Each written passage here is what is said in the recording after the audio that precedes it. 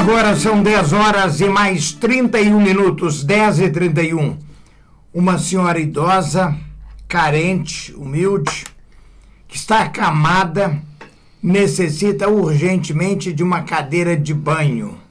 Se você tem uma cadeira de banho para doar ou para emprestar para esta senhora carente, por gentileza, ligue agora para 3371-7777. Estará fazendo uma boa ação nesta linda manhã de quinta-feira. Você pode doar ou emprestar. Basta ligar. É uma senhora idosa, não anda mais, está acamada e necessita desse objeto para poder aliviar um pouquinho o sofrimento dela, né? Então, se você tem, entre em contato conosco. Um abraço para o Afonsinho. O Afonsinho, irmão do falecido Beto. O Afonsinho sempre nos acompanhando, né? Ele é cadeirante, está lá na cama, lá, mas está sempre sintonizando o Jornal das 10. Portanto, um abraço para ele e para toda a família dele. São 10 horas e 32 minutos.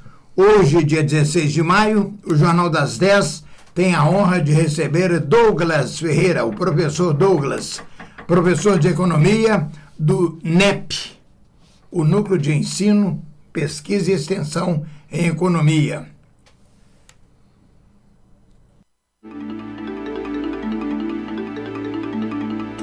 O NEP pertence à Universidade Federal de São João del Rei. Ele é o nosso convidado para falar sobre a redução da cesta básica em abril. Muito bom dia, Douglas. Seja muito bem-vindo ao estúdio da Rádio São João e receba os cumprimentos e saudações da nossa equipe da Rádio São João, a rádio da nossa história. Bom dia. Bom dia, Geraldinho, todos os ouvintes da Rádio São João. Sempre um prazer poder participar aqui com vocês e falar um pouco aí com a comunidade. Douglas, a primeira pergunta eu gostaria que você se apresentasse, falasse um pouquinho de você, quem é você, há quanto tempo que você está em São João? Sim, bom, já fez um breve histórico, né, Geraldinho? Eu sou professor aqui no curso de Economia da UFSJ, eu me formei aqui no curso também, e depois aí de um tempo, né, eu retornei aqui no curso de Economia lá no CETAM, e há 4 anos eu coordeno o NEP. Né? O NEP é um núcleo de pesquisa que nós temos no curso, e o foco do NEP é produzir indicadores para São João del Rei. Né? A gente tem muito indicador sendo produzido a nível nacional, e quando é analisado numa ótica mais desagregada, a gente tem para as capitais. Né? Então o NEP ele utiliza aí do curso de Economia, de toda a estrutura que a gente tem da UFSJ, para produzir esses indicadores para a nossa região. Né, para a gente ter um olhar e isso permitir uma formulação de políticas públicas mais voltadas, direcionadas para o município, para subsidiar nessas tomadas de decisão. Então o NEP ele conta aí com 5 projetos, 5 pesquisas que nós fazemos ao longo aí de todo o mês, né, e sempre é divulgado aí os nossos boletins para a sociedade. Douglas, nós sabemos que você é de Divinópolis, a Princesa do Oeste, uma grande cidade. O que foi que o levou a vir a estudar na Universidade Federal de São João del Rei e depois ocupar o cargo de professor? O que mais te chamou a atenção? Como que isso aconteceu? Explica para os ouvintes. Bom, a princípio, eu sempre gostei dessa parte da economia, da inflação, né, na época de estudante, então eu procurei próximo a Divinópolis, onde tinha um curso de economia. Né? Então São João del Rei já destacou para mim, porque é uma cidade próxima, aproximadamente 2 horas de Divinópolis. Então, em 2005, eu fiz o curso aqui e formei em 2009. E depois fui trabalhar, fiz o mestrado e o doutorado em Viçosa e fui trabalhar no estado do Paraná, bem no sudoeste do Paraná, próximo ali já a Santa Catarina, a cidade de Chapecó. E fiquei lá 3 anos. E abri o concurso aqui, pouco tempo depois que eu já estava lá, eu retornei. Dada a proximidade e o carinho que eu tenho com São João, tenho grandes amigos aqui na cidade, eu gosto muito da cidade. Muito bem, então a sua vinda para cá não tem nada a ver com sua ex-namorada, não? Não tem não. Não tem não. Mas logo que eu cheguei, já conheci minha atual esposa, então era para vir. Ela é são joanense? Muito bem. Mensalmente o NEP lança um balanço sobre a cesta básica em São João del Rei.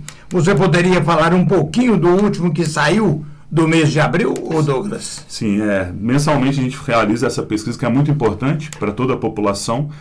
E em abril nós tivemos a segunda queda consecutiva dos preços. Aí os ouvintes vão falar, nossa, mas está muito caro os preços ainda, esse professor tá doido, né, falar que está caindo. Acontece que nós tivemos duas altas elevadas, tanto em janeiro quanto em fevereiro. Então, apesar dessas duas quedas recentes que nós tivemos em março e abril, a cesta básica no município, só nos 4 primeiros meses de 2024, já acumula uma alta de 7%. A gente teve essa queda, deu uma amenizada, mas de fato, a população está percebendo a alta, né? Então, dos 13 produtos que a gente analisa todo mês, 6 apresentaram reduções, né? E aí a gente tem as principais reduções nesse mês. Quais são eles? Foram a banana caiu 18%. Só que o interessante é que se eu comparo o preço da banana hoje com o mesmo período do ano anterior, 12 meses atrás, a banana está 50% mais cara. Ainda. Ou seja, ela caiu de preço em relação ao mês passado, só que ela ainda está mais alta do que o preço cobrado há um ano. No preço a banana prata, por exemplo, ela foi vendida a R$10 o quilo. Exatamente. Então caiu mais ou menos aí cerca de 17%. Só que está muito alta ainda em relação ao mesmo período do ano passado. Além disso, o feijão teve uma queda de 5%, e o feijão é interessante, porque o feijão, mesmo com essa queda, quando a gente também compara então com um ano atrás, ele está 30% mais barato. E de fato, o feijão, a gente teve a questão das chuvas no início também do ano passado, várias regiões aí, que eram produtoras tiveram problemas aí nas colheitas e tudo, então isso fez com que aumentasse o preço no ano passado, né? Nesse ano a gente está com um comportamento já de queda do feijão. Em relação às principais altas que nós tivemos, estão a farinha de trigo, 8%, e o leite. O leite vai começar a subir agora, né, de preço, dada aí a estiagem, a relação dos pastos. Ô Douglas, qual é o método que o NEP segue para realizar essa pesquisa? Bom, a gente segue a metodologia do DIEESE, que é uma metodologia nacional que já calcula a cesta básica para todas as capitais do país. Então a gente tem essa metodologia como base e aplica ela em São João del Rei. Nós pesquisamos em 22 estabelecimentos da cidade, já definidos ao longo de todo o mês. Então, nós pesquisamos 13 produtos todos os meses nesses estabelecimentos, ao longo de todo o mês, e são 3 marcas mais consumidas em cada estabelecimento. Então, é uma pesquisa complexa, né? A gente tem aí com base nisso, a gente calcula a média, né? A cesta básica, é importante deixar claro para a população, que são 13 itens analisados, e quem definiu esses itens foi o governo federal, né? Lá em 1930. Né? Então, é uma cesta já definida há muito tempo e já tem as suas quantidades determinadas também num decreto presidencial. Então, essa é a metodologia que a gente segue, uma metodologia nacional, a gente pode dizer assim. Muito bem. Nós estamos acompanhando o Brasil e várias partes do mundo, o que está acontecendo no Rio Grande do Sul. Como professor, você sabe que o estado que mais rende, que tem o maior PIB do Brasil é São Paulo, em segundo Minas Gerais, terceiro Rio de Janeiro e em quarto lugar o Rio Grande do Sul, que é, o professor Douglas, o maior produtor de arroz da América do Sul, né? E o arrozão lá, a plantação está tudo inundada, tudo praticamente perdido. Sim. E o governo federal, por sua vez, para salvar a situação, anunciou a liberação da importação de não sei de quantos milhões de sacas de arroz. 100 mil toneladas. 100 mil toneladas provenientes do Uruguai, do Paraguai, da Argentina. Só que isso aí vai impactar, isso aí também pode atingir a região de São João del Rei, Minas Gerais, e São João del Rei especificamente? Sim, essa é uma ótima pergunta, né? Isso aí já está permeando as conversas, já há uma semana mais ou menos, essa questão, principalmente do arroz. Geraldinho, você comentou aí, de fato, a produção de arroz do Rio Grande do Sul, de todo o Brasil, 71% vem do Rio Grande do Sul, de todo o arroz produzido no Brasil. Então, é o principal produtor, né? Além disso, tem também o trigo. 45% do trigo do Brasil consumido vem do Rio Grande do Sul, então é um estado, né, um celeiro aí de grãos para todo o país. Em relação ao arroz, de fato, as projeções já indicam, né, dada essa importância da região sul, principalmente do Rio Grande do Sul, na produção, dessa redução nas colheitas, né? Só que é importante destacar o seguinte, 70% da produção já foi colhida, porque a maior parte vem no verão. Só que a grande questão... Foi colhida antes da chuva? Antes da chuva, só que ela, muitas está nos silos lá, por exemplo, né? Está estocado. Então, não se sabe ainda se esses locais de armazenamento foram danificados. E por mais que não tenha sido danificado, tem a questão do transporte, né? As rodovias estão em precárias condições lá. Então, isso tende a impactar assim, no preço do arroz. Aí uma informação aqui de antemão. A gente já fez a coleta da cesta básica agora, né? Ela prolonga ainda até o final do mês. Nas 2 primeiras semanas agora de maio, o arroz ele está em queda no nosso município. Tanto em março quanto em abril, nós tivemos queda de aproximadamente 3%. Só que já agora em maio, nas 2 primeiras semanas, o arroz já apresenta uma alta de 4%. A gente não pode cravar que esse vai ser o aumento do arroz no mês. Faltam ainda 2 semanas para a gente coletar a cesta básica. Só que essa prévia de 4% já indica esse aumento que, de fato, o preço está sendo impactado já aqui em São João del Rei, por exemplo, em diversas outras regiões. Então, mediante isso, o governo anunciou essa questão da liberação das importações e ontem saiu, né, mais detalhes que foi colocado aí o preço máximo de R$ 4,00 o quilo, né, para tentar equalizar os preços, não deixar isso impactar na inflação, enfim, no poder das famílias. R$ 4,00 um pacote de 5 quilos pula para 20. 20, exatamente, mas não vai ser vendido, eu acho que em 5 quilos. Se eu não me engano, são 2 ou 3 quilos que o governo vai vender esse arroz. Esse que deverá ser importado? Isso, vai, né, pelo que eu li, ele vai ser colocado em quantidade de 2 e 3 quilos, ou 3, eu não sei agora ao certo, e ao preço máximo de R$ 4,00 o quilo. Ô Douglas, no boletim que a sua assessoria nos manda, mensalmente, né, a gente divulga aqui, nós estamos fazendo aqui ontem uma coisa interessante, curiosa, é sobre o salário mínimo. O salário mínimo no Brasil hoje é de R$ 1.412, válido até de 31 de dezembro, né, próximo. Sim. E no boletim lá na rede de comunicação do trabalho de vocês, lá diz que o salário deveria ser o salário mínimo de 5.200 e uns quebradinhos. Isso. Isso é uma coisa que nunca vai acontecer, acho que nem no sonho, né? Isso é uma projeção que a gente faz, Geraldinho, que é muito importante, porque o salário mínimo, ele deveria fornecer condições para a família ter um lazer adequado, uma alimentação adequada. A gente tem os gastos com saúde, com educação. Então, espera-se que o salário mínimo forneça todos esses itens, por exemplo, né, essas atividades para as famílias. Então, o que a gente faz é uma estimação. Cerca de 35% do orçamento das famílias vão para a alimentação. Então, essa projeção que a gente faz desse salário mínimo é importante. É para uma família de 4 indivíduos, 2 adultos e 2 crianças. Né? Então, essa família com 4 indivíduos, sendo 2 adultos e 2 crianças, sendo que apenas um trabalha, a gente está colocando que um adulto apenas trabalhando. Só o marido, por exemplo. Isso, chefe da um família. Adulto e só um chefe trabalhando, ele deveria ser de R$ 5.200 para que essa família tenha uma vida digna, vamos colocar assim, tenha saúde, tenha condição de ter um lazer adequado, os gastos com educação. Se a gente coloca agora 2 adultos trabalhando, a gente pode dividir esse valor por 2, né? Daria algo em torno de 2.600, que está praticamente a metade do que é hoje. Né? Então esse é um cálculo importante só para a gente ter uma base, né, de onde que a gente precisaria chegar para fornecer para a população uma condição digna. E é verdade que o salário mínimo nasceu na gestão do Getúlio Vargas, né? Junto com o decreto que estabeleceu as quantidades da cesta básica. Isso que foi no governo Getúlio Vargas. Exatamente. Na segunda passagem dele à frente do Brasil. Isso. E quando foi instituído o salário mínimo, tinha ração, era chamada ração básica, que é justamente a cesta básica, que é para o indivíduo em idade adulta ter uma alimentação adequada, vamos colocar assim. Agora, para poder finalizar, Douglas, a gente tem que olhar os dois lados, né? Para quem ganha um salário mínimo R$ 1.412, como você disse, para uma família de 4 pessoas, 2 filhos, a companheira, a esposa e o marido, né? Vivendo com R$ 1.412. O botijão de gás está na faixa de 100. Aí vem a luz, vem a Copasa, vem o DAMAI, vem o IPVA, vem o IPTU, vem as compras, os pagamentos no final de ano.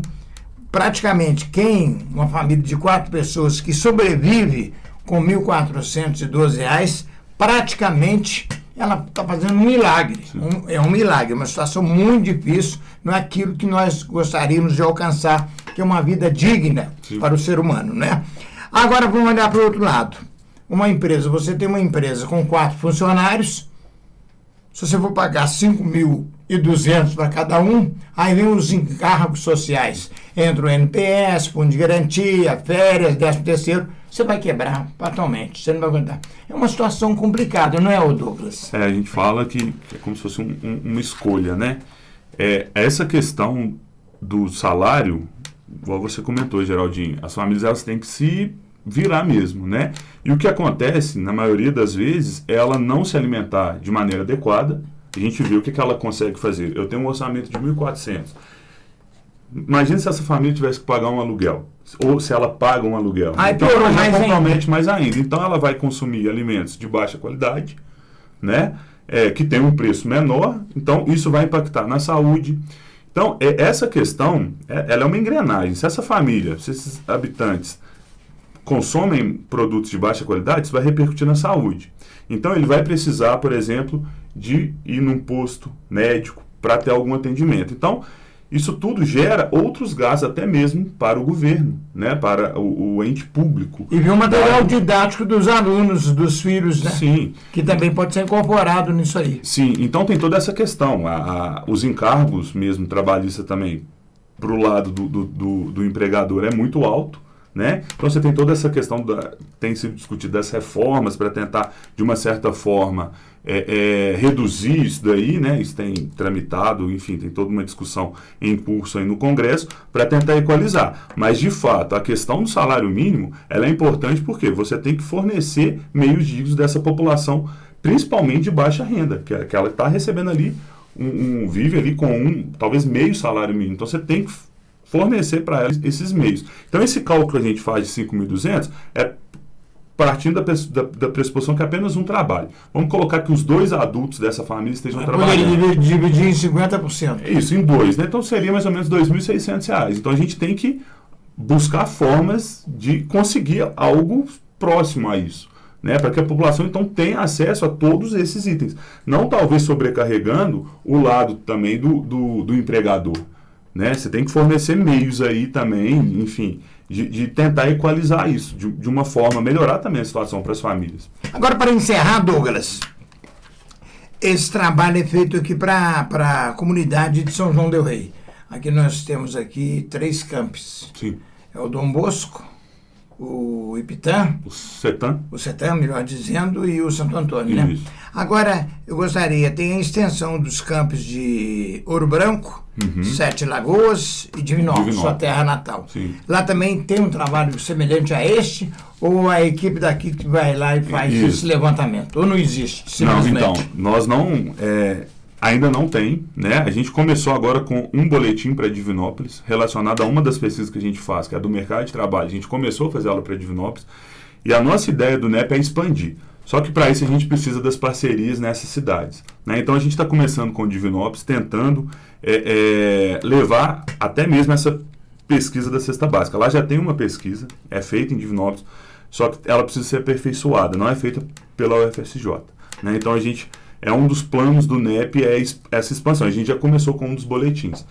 Por quê? É importante a gente ter esses indicadores, o Geraldinho, nesse nível mais local, né? A gente tem, por exemplo, essa pesquisa para Belo Horizonte. Em Minas Gerais, são poucos municípios que têm. E, geralmente, municípios onde tem universidade. Por exemplo, Juiz de Fora. Juiz de Fora, a cidade mesmo não tem. A UFJF tem lá em Governador Valadares, que tem um curso de economia lá. Um campus lá.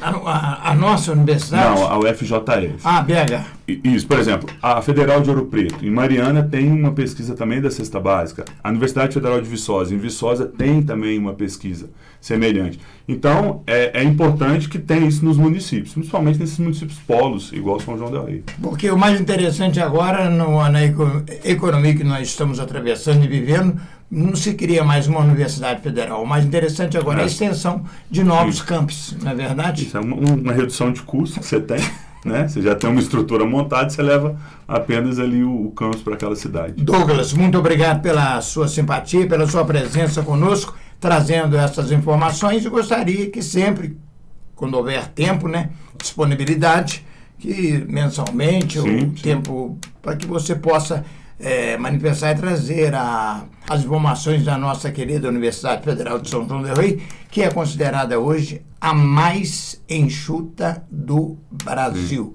e que está no ranking colocada como a 5ª do Brasil. Exatamente, a gente tem uma defasagem de técnicos, por exemplo, muito grande, e mesmo assim a gente consegue, né, dada essa escassez então, de recursos, fornecer um ensino, né, de qualidade, pesquisas importantes, extensão de excelência. E só para deixar um registro, Geraldinho, a população que quiser ter acesso aos nossos boletins, a gente tem a rede social @nepufsj, no nosso site, só digitar qualquer mecanismo de busca, tem todos os boletins da cesta básica, mercado de trabalho, indicadores conjunturais, que é um indicador muito importante para o município, onde a gente aborda aspecto social das finanças públicas do município. Então a gente tem muita coisa que dá para que tá disponível aí para a população. São 10h52. Você ouviu a presença, a participação do professor Douglas Ferreira, professor de Economia do NEP, o Núcleo de Ensino, Pesquisa e Extensão em Economia, da Universidade Federal de São João del Rei. Douglas, mais uma vez, muito obrigado. Leve um abraço para toda a comunidade acadêmica, para a direção e para a reitoria lá da nossa universidade, ok? Eu que agradeço, Geraldinho, estamos sempre à disposição. 10h53. Jornal das 10.